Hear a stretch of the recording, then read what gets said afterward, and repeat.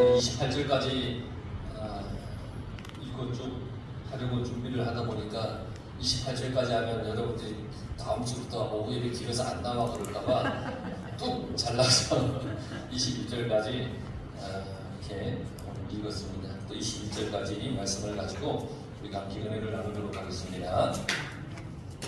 하나님께서 이스라엘과 다시 언약을 맺으셨죠. 금송아지로 인해서 하나님과 깨진 그 언약의 관계를 다시 하나님께서 세워주셨는데 그들에게 하신 강력한 말씀이 뭐냐? 우상을 멀리해라. 구약 성경을 우리가 읽어보면 하나님이 한결같이 이스라엘에게 말씀하신 게 뭐냐면 우상을 멀리하라는 거예요. 우상을 멀리해라. 한결같이.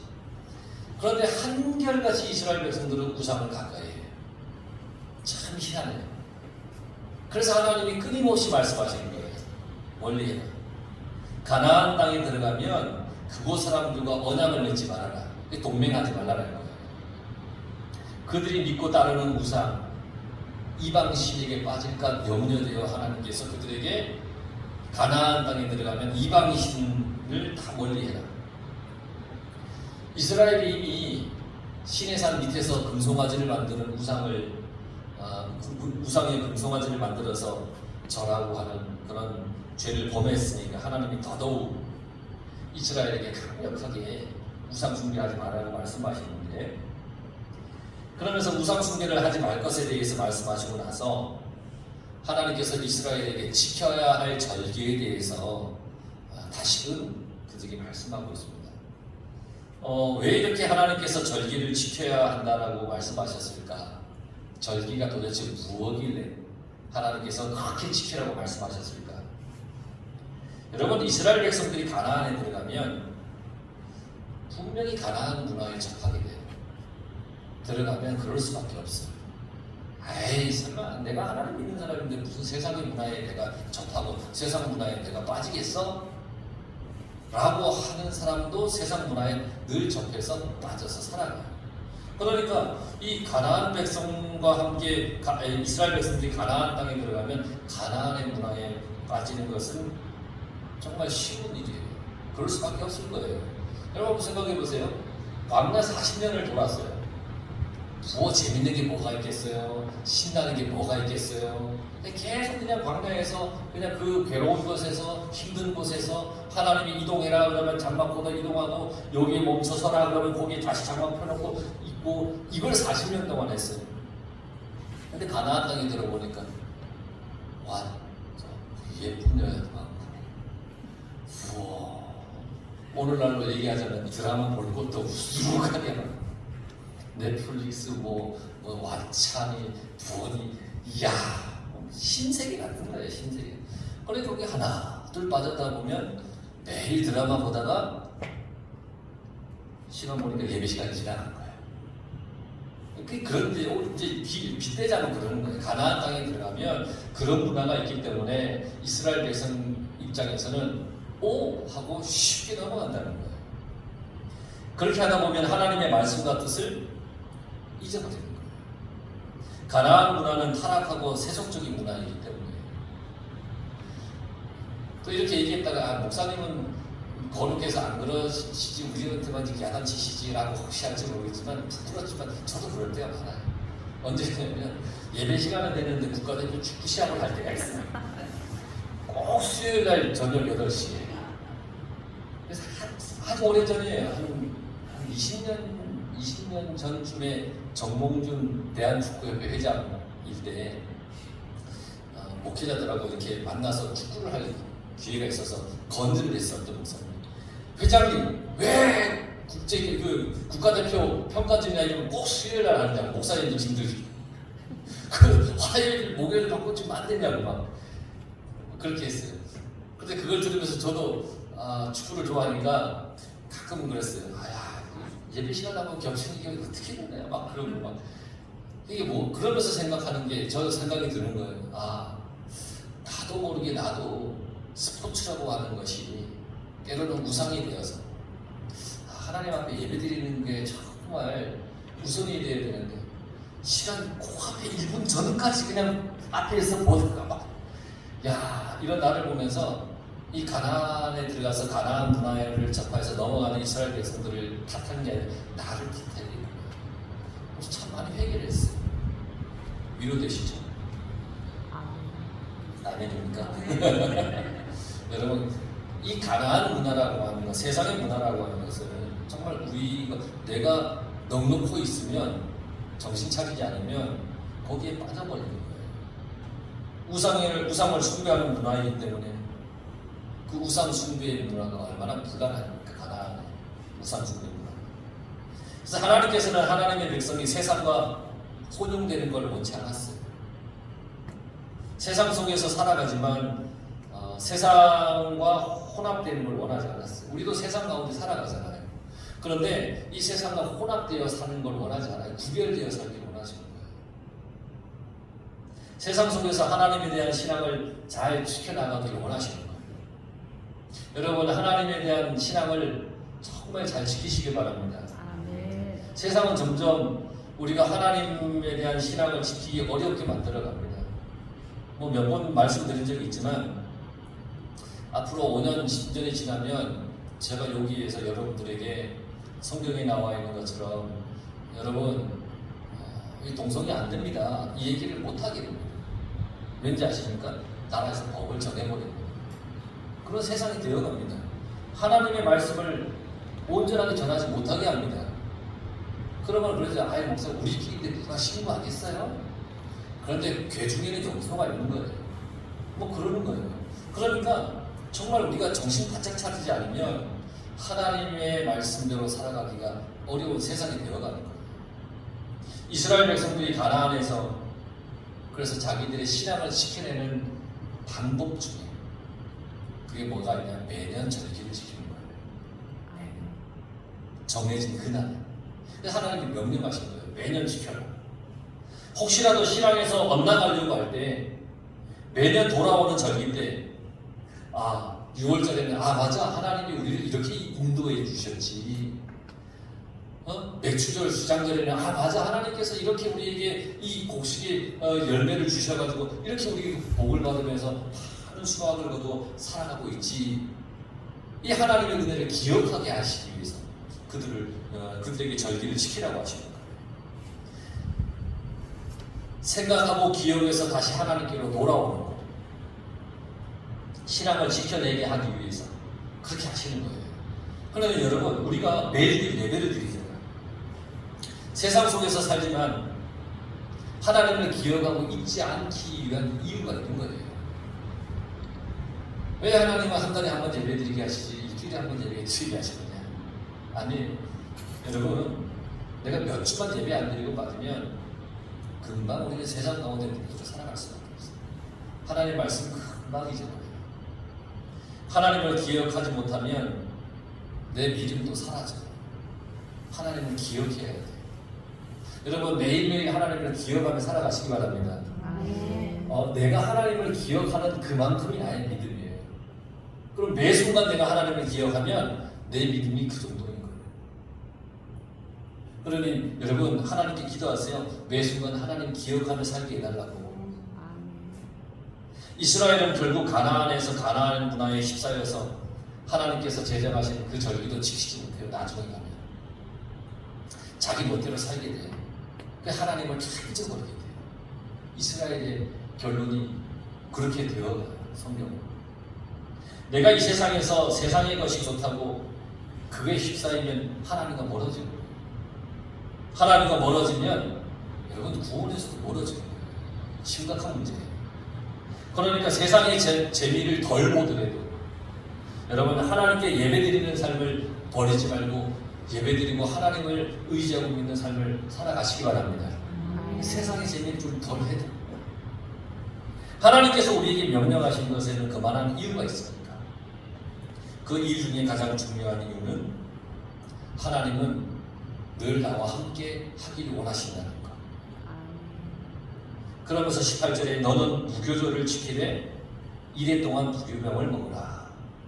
무교병, 히브리어로 하마초트인데 여러분들이 잘 아는 그 출애굽 사건, 그 직전에 그 급박한 상황에서 하나님께서 명령을 내렸습니다. 무교병을 구워 먹어라. 그 누룩이 없는 빵, 맛이 없는 빵, 누룩이 들어야 빵이 불어오르고 맛있는데 그거 만들 시간이 없는 거예요. 언제 부풀린 빵을 만들 시간이 어디 있어요? 지금 하나님의 그 역사가 애국 땅에 있는 모든 첫째 장자와 첫 것들의 초태생을 탁 하나님께서 쓸어버리시고 빨리 이 애국에서 탈출을 해야 되고 홍해를 건너야 되고 이 급박한 상황 속에서 하나님이 누룩이 없는 무교병을 만들어 먹어라. 그 무교병. 그러면서 18절에 내가 아비볼에 애국에서 나왔습니다. 애국에서 나왔는데 아비볼에 나왔대요. 아비볼은 유대의 종교적으로 달력으로 1월에 해당하고 가나안 원주민들이 일반적으로 사용하는 그 민간력의 7월에 해당돼요. 바벨론식 월력 달력의 1월, 성경에 보면 니산월 뭐 이렇게 나와 있잖아요. 거기에 해당돼요. 오늘날 태양력으로는 3월, 4월 이때 해당돼요. 아비월. 그렇다고 하나만 두세요. 저도 이렇게 주석책을 찾아보고 이렇게 해서 정리하니까 알지. 누가 와서 목사님 아비월이 유대력으로 언제예요? 그럼 저도 돌아서면 잊어먹어요. 그런데 아비월이 이런 때라는 것을 우리가 어느 정도 이렇게 기억을 하고 그때 애굽에서 나왔다는 거예요. 이 아비월에 이 달력에 그 월에 나왔다는 거예요.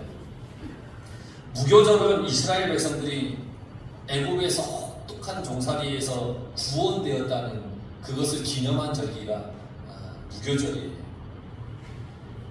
유월절이라고도 부르잖아요. 백성들은 무교절을 지키면서 과거의 자신들을 구원해 주신 그 위대한 하나님의 역사, 놀라운 은혜를 기억하고 감사하는 거예요. 매년 이제 이 때가 되면 하나님 앞에 나와서 기억하는 거예요. 그리고 서로 이야기하는 거예요. 신앙적인. 야, 하나님께서 이렇게 우리를 애국 땅에서 구원해 주신 이 날이 아니냐. 그러면서 우리가 이 이스라엘 백성들이 기뻐하고 감사해요. 과거에 베푸셨던 하나님의 구원을 기억하고 감사하는 것은 지금 내가 존재하는 것에 대한 감사의 신앙이에요. 맞아, 하나님이 나를 구원해 주셨지. 이게 감사의 신앙인 거예요. 우리도 나를 구원해 주신 하나님께 감사드려야 됩니다. 늘 이거는 잊어버려서는 절대 안 되는 거예요. 죄 가운데에서 죽을 수밖에 없었던 우리를 살리기 위해서 예수님을 이 땅에 보내주셨잖아요. 나의 죄를 용서하기 위해서 피 흘려 죽게 하시고 하나님의 은혜를 기억하며 감사해야 하는 그런 인생을 우리가 살아야 되는 거예요. 지금 내가 이렇게 살아가는 이유는 이미 오래전에 하나님이 나를 위해 구원의 길을 열어주신 것 아니겠어요? 여러분들 구원의 길에서 죄의 길에서 구원의 길로 우리를 옮겨주시고 건져주시기 때문에 우리가 이렇게 기쁨으로 살아가는 거예요. 그걸 늘 우리는 기억해야 돼요. 이게 무교절, 6월절의 큰 의미에 나를 구원해 주신 하나님의 의미. 그리고 19절에 보면 모든 첫 태생은 다 내 것이며 내 가축의 모든 처음 난 수컷인 소와 양도 다 그러하며 그랬죠? 처음 태어난 모든 것은 누구의 것이냐면 하나님의 것이에요. 처음 태어난 것은 거룩하게 구별하라는 거예요. 처음 태어난 것. 여러분 아까도 말씀드렸지만 출애굽 직전에 애굽 땅에 있는 모든 장자, 가축의 모든 첫것이 다 죽임을 당했어요. 그런데 이스라엘의 첫 태생은 생명의 건짐을 받았죠. 집집마다 어린 양의 피를 문설주에 발랐던 그 집에 있는 장자 첫것들은 다 건짐을 받았어요. 그것을 기념하여서 그것을 통해 자신들이 하나님의 백성임을 확인하는 그런 의미예요. 첫 것이 얼마나 귀합니까? 오늘날도 많이 그랬지만 과거에는 더더욱 그랬잖아요. 장손, 장자, 특별대우 아닙니까? 귀하잖아요. 저 또한 귀한 사람입니다. 집안의 장손입니다. 귀한 사람입니다. 그러니까 할아버지께서 제가 어떻게 되면 세상이 무너지는 것 같이 이렇게 보셨어요. 왜냐하면 장손이니까. 그런데 이 장손이 신학교를 가고 목사가 되어버렸네. 할아버지는 아주 예전부터 유교에서 제사 드리고 막 그랬던 분이에요. 그럼에도 불구하고 장손이라서 결국은 할아버지께서 집안의 제사 다 없애시고 예배로 다 돌리시고 그리고 예수 믿고 돌아가셨거든요. 그러니까 이제 뭐냐면 그러니까 예수 제사를 다 없앤 이유 중에 하나는 본인이 돌아가시면 이놈의 장손이 예배도 안 드리고 제사도 안 드릴 거고 그럼 나는 제사밥도 못 얻어 먹을 건데 뭐 그럴 바에 그냥 차라리 예배 드리고 나 교회 나가겠다. 그리고 단순한 거예요. 할아버지 입장에서는. 그래서 바뀌신 거예요. 그런데 정말 예수님 나중에 예수님 믿고 이렇게 돌아가셨어요. 그만큼 이 장손에 대해서 귀하게 얘기했잖아요. 첫 태생 마찬가지예요. 과거나 지금이나 귀하잖아요. 그러면 여러분들에게 정말 귀한 게 뭐예요? 뭐가 제일 귀하세요? 정말 귀한 게 뭐예요? 하나님께서는 나에게 가장 귀한 걸 하나님께 드리기 원해요. 나한테 가장 귀한 걸. 나도 하나님 또한 나에게 가장 귀한 것을 주시는 분이에요. 그러니까 나에게 가장 귀한 것을 주시는 그 하나님께 나도 귀하고 좋은 것을 드릴 줄 알아야 됩니다. 과거에도 현재에도 미래에도 나를 책임지고 이끌어 가시는 그 하나님께 내가 할 수 있는 최선의 것을 드릴 줄 알아야 돼요. 하나님께 아까워하지 마시기 바랍니다. 아까워하지 마십시오. 가끔 저는 아내랑 얘기하다 보면 두렵습니다. 있는 돈 없는 돈 다 선교하겠다고 자꾸 저를 얘기를 해가지고 돈을 내가 다 가지고 관리를 해야 되나. 그런데 저런 마음을 얘기하는 것의 마음을 알아요. 저도 하나님께 가장 귀한 걸 드리고 저를 주냐. 그런데 물질에 한해서 얘기하는 것이 아니에요. 나의 마음가짐도 항상 최선이 되어야 돼요. 나의 행동도, 나의 생각도 하나님께 좋게 나를 드려야 되는 거예요. 그러니까 나를 얼마나 거룩하게 구별해야 되겠어요. 여러분 항상 하나님께 그렇게 귀한 걸 드릴 줄 아는 그런 믿음의 삶을 살아가시길 바랍니다. 20절은 나귀의 첫 새끼는 어린 양으로 대속할 것이요 그렇게 하지 아니하려면 그 목을 꺾어라 그랬어요. 이 말씀은 무슨 얘기냐면 나귀는 레위기에 나와 있는 정결 규정상 부정한 동물이에요. 부정한. 그러니까 나귀의 첫 새끼를 하나님께 바치긴 해야 되잖아요. 첫 것이니까.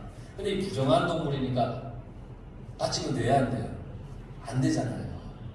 그러니까 레위기 규정상 정결한 동물은 굽이 갈라지고 되새김질하는 그 짐승이라 해야 됩니다. 나귀는 정결 규례의 조건에 맞지 않아 부정한 짐승이에요. 그렇기 때문에 이 나귀의 첫 태생을 어린 양으로 바꾸어 드리려고 해요.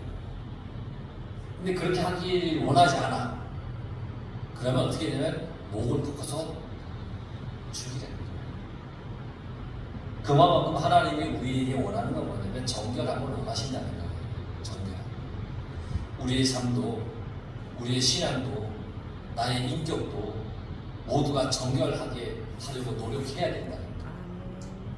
여러분 정결하게 살아가시길 바랍니다. 그러면서 20절에 보세요. 빈손으로 내 얼굴을 보지 말지니라. 빈손으로 오지 말라는 하나님의 말씀은 하나님을 사랑하고 경배하는 진실한 마음 없이는 하나님 앞에 오지 말라는 얘기예요. 하나님께서 우리에게 원하시는 것은 물질도 어떤 화려한 어떤 프로그램이 있는 예배도 아니에요. 진심으로 나를 구원하신 하나님께 감사와 경배를 드리는 그 마음, 그걸 원하세요. 그것이 없다면 아무리 화려한 예배를 드린다고 해도, 아무리 많은 물질을 드린다고 해도 하나님께서는 결코 그 예배를 받으시지 않아요. 내 마음이 정결해야 돼. 내가 정말 진심으로 하나님께 감사하고 경배하는 그 마음으로 예배를 드려야 돼요. 우리의 예배가 하나님께서 기뻐하시는 예배가 되기를 원하시죠? 그럼 여러분 항상 감사한 마음, 기쁜 마음으로 예배를 드리시기 바랍니다. 아멘. 그리고 21절을 보세요. 너는 엿새 동안 일하고 일곱째 날에는 쉬지 말지니 밭 갈 때나 거둘 때에도 쉬지 말지며. 쉴지며. 이게 10계명, 4계명을 다시 말씀하시는 거예요. 안식일을 거룩히 지키라는 거예요. 그런데 오늘 말씀에는 밭 갈 때나 거둘 때에도 쉬라는 이 명령이 추가가 됐어요. 처음 10계명을 주실 때는 이 말씀이 없는데 이 추가가 되었어요. 밭 갈 때와 거둘 때 쉰다고 하는 말은 어떤 의미냐면, 여러분 팔레스타인 지방 기후가 좀 이제 척박한 그 지역에서 밭 갈 때와 거둘 때 쉬는 것은 쉬운 일이 아니에요. 왜냐하면 우기와 건기가 뚜렷이 구별되어 있는 날씨예요. 그래서 그 밭 갈 때와 거둘 때 그 시기를 놓치면 한 해 농사를 다 망치는 거예요. 그 시기를 놓치면 그때 꼭 해야 되는 거예요. 그러니까 이 말씀은 뭐냐면, 아무리 중요한 일이 있어도 결코 안식일을 범하지 마라. 그러니까 안식일을 꼭 지켜라. 이 말씀을 하시는 거예요. 아무리 중요해도 하나님 앞에 예배드리는 거 절대 빠뜨리지 마라. 이 말씀이에요. 오늘 우리는 참 많은 이유로 주일을 범할 때가 있어요. 이래서 저래서 피치 못한 사정이 있어서 이렇게 얘기를 해요. 가끔은 어떤 분들은 이번 주 예배 빠지니까 목사님 용서해 주세요 그래요. 근데 제발 저한테 그렇게 말씀하지 마세요. 주일에 빠지고 안 빠지고에 대한 용서하고 뭐 괜찮노라 뭐 이런 어떤 고난이 나한테는 없어요. 저를 굉장히 그 사이비 교주로 만드는 그런 거예요. 그러니까 저한테 절대 그렇게 말씀하지 마세요. 하나님이 우리에게 하시는 이 말씀은 정말 내 모든 삶의 가장 우선순위를 하나님께 주어라는 거예요. 하나님께. 아멘. 우리가 연초에 늘 우리가 다짐하잖아요. 그 신년 감사운동 봉투에다가 다 쓰잖아요. 뭐 씁니까? 제일 먼저 올해는 꼭 주일 성수 다 하게 해주세요 라고 했는데 1월이 가기 전에도 막 그냥 무너지고 안 되고 있고 막 그러잖아요. 결심을 하지만 지키지 못할 때도 있잖아요. 근데 한번 여러분 깊이 한번 생각해 보세요. 하나님은 1년 농사를 망치는 한이 있어도 안식일을 지켜라 그렇게 명령을 하셨어요. 이 명령 앞에 나의 어떤 이유가 하나님 앞에 정당할 수 있을까? 우리 열심히 하나님 앞에 예배드리는 거 정말 여러분 목숨 걸고 해야 되는 거예요. 아멘. 다음 주도 있는데 뭐 아니에요. 여러분 내일이 나한테 올지 안 올지 누가 아무도 모르는 거예요. 정말 최선을 다해야 되는 거예요. 여러분 만나를 내려주실 때도 어떻게 내려주셨어요? 매일매일 월요일부터 금요일까지는 하루 먹을치만 주셨잖아요. 토요일은 며칠씩 줬어요. 이틀치를 줬잖아요. 왜? 안식일에는 일하지 마라. 하나님 앞에 나와라. 그걸 하나님께서 가르치기 위해서 그렇게 해주셨죠. 근데 꼭 그걸 안 지키는 사람이 있잖아요. 토요일날 하루치만 주었다가 내일 또 주시겠지. 그런 사람들. 근데 하나님은 그렇지 않아요. 여러분 세상적인 것에 때로는 손해가 좀 있다 할지라도 주의를 반드시 지키시기 바랍니다. 스스로 다짐을 해야 돼요. 그래, 주의는 내가 목숨 걸고 지키는 거룩한 것. 그 하나님께서 말씀해 주시고 이제 다다음 주에 보면 우리가 이제 이 맥주절 이제 수장절 그러면서 하나님이 이렇게 말씀하신 것에 대한 전반적인 말씀을 드릴 텐데 여러분 기억하십시오. 나를 구원하신 하나님 그 하나님께 늘 기억하며 여러분 살아가시길 바라고 정말 내게 있는 가장 귀한 것 또 나를 거룩하게 구별하여서 하나님 앞에 예배 드리는 그러한 나의 삶 주님 앞에 드리는 이 거룩한 주의를 내가 어떤 일이 있어도 지켜야 된다 라고 하는 그러한 거룩한 다짐을 가지고서 여러분들의 복된 삶을 모두가 살아가시길 간절히 바랍니다.